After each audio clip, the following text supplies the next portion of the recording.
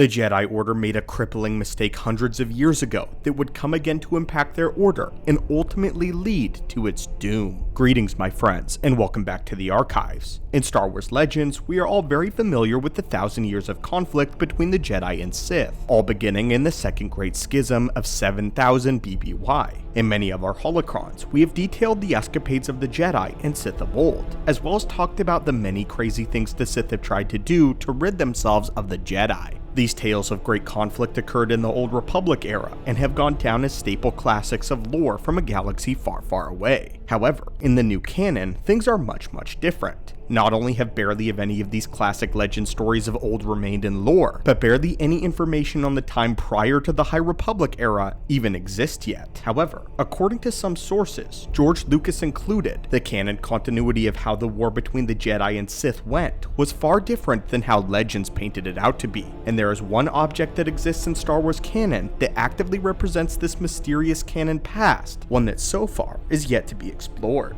Today, my friends, we are going to be exploring what is buried deep beneath the Jedi Temple, the Sith Shrine hidden in its depths, the Sith edifice that bleeds the Jedi of their power over hundreds of years, and why the Jedi, fools as they are, would place their temple, a place of purity and light, on top such a terrible origin. Many of you may know that this was originally set to be explored in the original Season 7 of Star Wars The Clone Wars, but what many don't know is how much the Sith Shrine influences all of the Star Wars lore that we know of, and its long history. For the longest time now, we have mostly been using Legends continuity as an easy way of filling in the gaps of canonical Star Wars history. But as more of the canon timeline is being revealed, the Legends lore is being eroded, and more Legends sources are becoming outdated. And yet, there is a distinct period of time that has always been a major source of contention in the timeline of the galaxy, and that is the massive war between the Jedi and Sith of the old days. In Legends, there were multiple wars, some where the Sith were defeated, and then rose again to meet the Jedi with a completely new challenge under the direction of a brand new Lord of the Sith. Because of this, we have a massive archive and roster of the greatest Dark Lords that have ever existed in the galaxy. But according to canon, almost none of these people ever existed.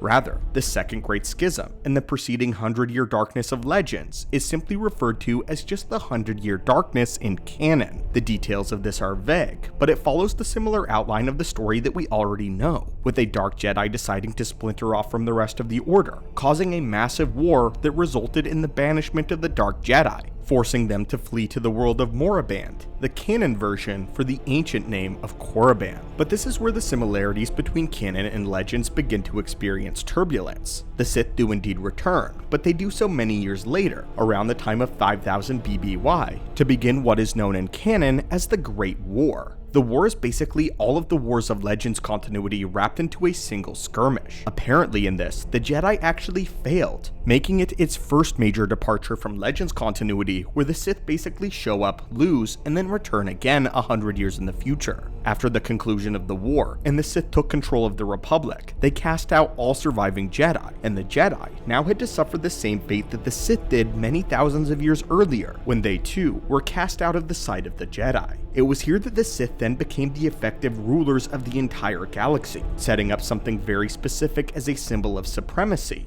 This is finally where we get to the Sith Shrine on Coruscant. On the planet of Coruscant, the center of the galaxy, the Sith went to the mountain which stood at the heart of the world, deciding to erect an edifice which became a nexus of dark side energy and a sign of the supremacy of the Sith Order and its eternal rule over the galaxy. Eventually, though, there began a rebellion, and the Jedi would make a heroic return, this time led by a group known as the Four Masters. The Jedi would topple the Sith Shrine in a vicious final battle, and in an effort to bury the legacy of the Sith's rulership of the galaxy and have that fade into legend, the Jedi would raze the edifice to the ground and construct a temple of their own, the temple on Coruscant that we know today. These Jedi also became known as the Four Founders, and their giant statues can still be seen right at the temple entryway. However, according to James Luceno, the author of many Star Wars novels such as Darth Plagueis, he states that the Sith Shrine continued to affect the Jedi for ages and centuries to come. Their blindness during the Clone Wars was partially attributed to Palpatine and Plagueis, but was also greatly attributed to the Sith Shrine, which was basically acting as a leak. By permeating the dark side through the halls of the temple, the Sith Shrine kept the Jedi blind. with the hubris of the Jedi being that they couldn't possibly be afflicted by such an ancient source of dark side power. The very temple itself was a symbol to the galaxy that the darkness would never stand, and that the light would always return to destroy it.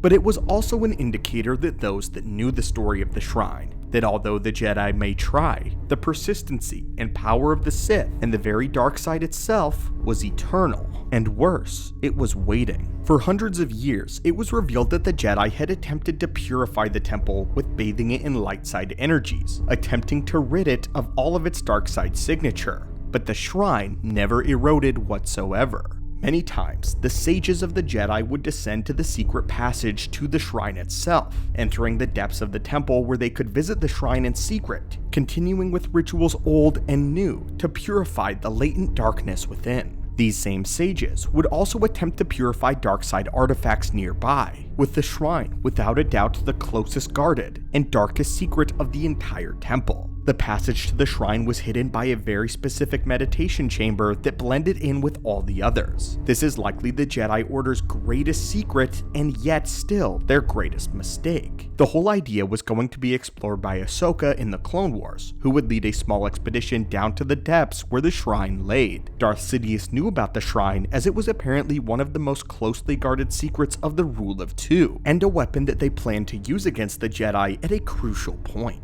Sidious was so secretive of the shrine, in fact, that he refused to share this information with Darth Vader. Sidious would have a team of droids excavate the shrine, and Sidious regularly went down there after he conquered the Jedi to meditate on its great power. It was a massive source of inspiration for the Dark Lord, as for hundreds of years, the Jedi had failed to destroy it. It was a symbol to his very power. As you can tell, the shrine itself is a representation of the differences between canon and legends. In fact, the story behind it is one of the things that distinctly separates the two continuities, but unfortunately, it is yet to be properly explored in anything other than interviews and small lore drops. Perhaps we'll get more information on this ancient Sith shrine that lay below the Jedi Temple on Coruscant, as it's such a fascinating concept. It's also clearly a part of George Lucas's original version and his history of the galaxy. There are a few similarities to Legends continuity, such as the sacking of Coruscant in Legends carried by Malgus, but it also has interesting differences as well, such as the fact that the temple was built as a sign of defiance of the old Sith rulers, and built after the Great War. The canon Great War also provides us with some much needed clarity to a single line that Sidious says in Revenge of the Sith. Once more, the Sith shall rule the galaxy.